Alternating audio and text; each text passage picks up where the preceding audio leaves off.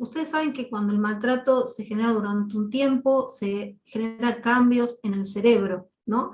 Entonces nosotros vamos a hablar de tres tipos de cerebros. Tenemos el cerebro que es el reptiliano, donde es el cerebro que controla las funciones básicas del organismo, regula la temperatura, digamos, todo lo que uno no controla a nivel consciente, ¿no? Ese es el cerebro más primitivo. Después tenés otro cerebro que es el cerebro límbico, que regula todas las emociones, ¿no? Y ahí está lo que se llama la supervivencia del ser humano. Y después tenés otro que es la parte más racional, es el cerebro del neocórtex, donde trabajamos el pensamiento, los procesos más complejos, que cuando la persona está en ese estado emocional desbordado de miedo, de angustia, de terror, no puede pensar racionalmente. Digamos, entra en un estado donde la supervivencia es lo más importante. Y entonces ese mecanismo de supervivencia es o ataco, o me paralizo,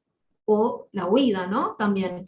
O sea, si yo estoy con un tigre feroz que es temerario, bueno, agarra el tigre y me va a atacar. ¿Y yo qué hago, no? Imagínense un ser humano de hace muchos años atrás. ¿Qué hacía el ser humano? Bueno, si lo veía que podía enfrentarlo, lo atacaba.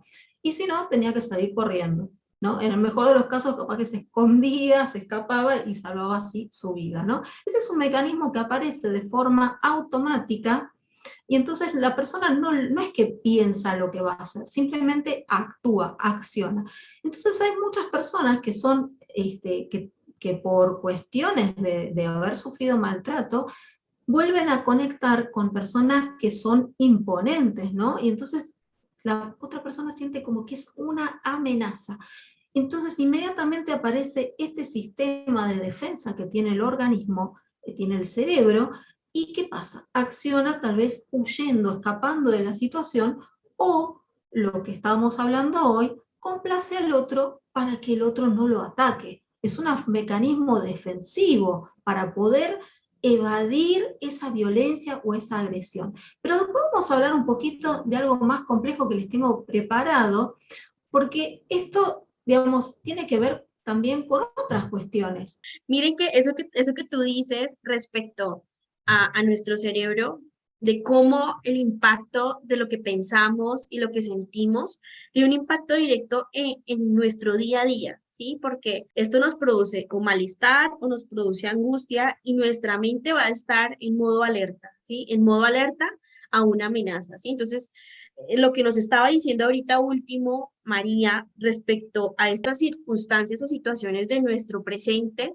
es por traumas o situaciones que nos marcaron, ¿sí? O sea, algo nos marca en nuestra vida y tenemos como una barrera a no permitir que esto se repita, ¿sí? Entonces, por miedo a que esto se repita, empezamos a complacer a todas las personas que nos rodean, ¿verdad? Y por eso, a veces, cuando la persona está en un contexto de abuso continuo, ve como amenazante la situación de la respuesta del otro. ¿Por qué? Porque a veces esos padres son ambivalentes. Una vez estaban enojados, otra vez estaban bien y estaba todo bien.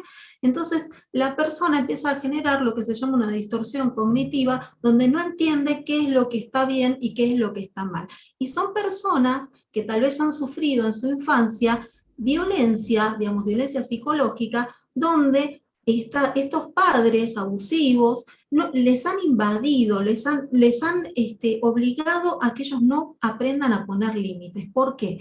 Porque de repente no podían, por ejemplo, ellos no podían expresar sus emociones, no podían, digamos, tener sus cosas, porque esos límites que son importantes, el respeto hacia el otro, la consideración, hay ciertas características de ciertos padres que no respetan los límites, que no tienen ese cuidado por el otro. Entonces, al no tener el cuidado con el otro, ese niño va creándose con una realidad distorsionada, donde no sabe qué esperar del otro, pues no sabe en qué momento se enoja, en qué momento está bien.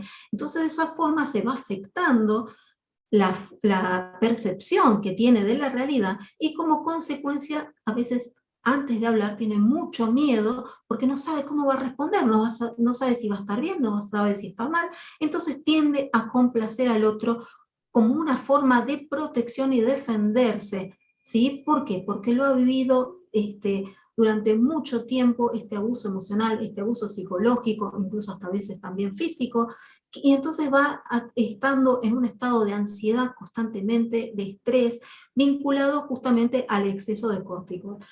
Y entonces el cortisol, entonces eso hace que la persona no razone, sino simplemente reaccione y responda rápidamente, digamos, defendiéndose y complaciendo al otro, ¿no? Por eso también a veces la memoria puede ser que también está afectada y tienden a la persona a no poder narrar bien lo que sucedió en el pasado, confunde las emociones, confunde los hechos porque están todos distorsionados, porque todos están conectados a situaciones de mucho dolor, incluso en los estados más graves puede aparecer una depresión, que también personas a veces depresivas tienen como una apatía hacia el exterior, y entonces complacen al otro, y el otro le dice, mira, quiero hacer esto, sí, está bien, no hay problema, y tratan digamos, de complacerlo siempre al otro por una cuestión de que ellos, digamos, tienen un estado de mucha vulnerabilidad interior, ¿sí? Pero por esta consecuencia de todos estos traumas que han generado. Pero bueno, como decía María, son personas que tienen a flor de piel las emociones, que tienen esta disociación interna, ¿no? Que guardan estos recuerdos, estas emociones, y todo esto tan terrorífico que han vivido en la infancia aparecen como flashbacks, sueños, a veces de angustia, se despiertan angustiados, no entienden por qué, aparecen esos mecanismos ante la autoridad, por ejemplo. Y esto tiene que ver con esta conexión en la infancia con el padre, ¿no? El padre, no se olviden que es la primera persona con la cual el niño se conecta y empieza a construir todo su entorno social.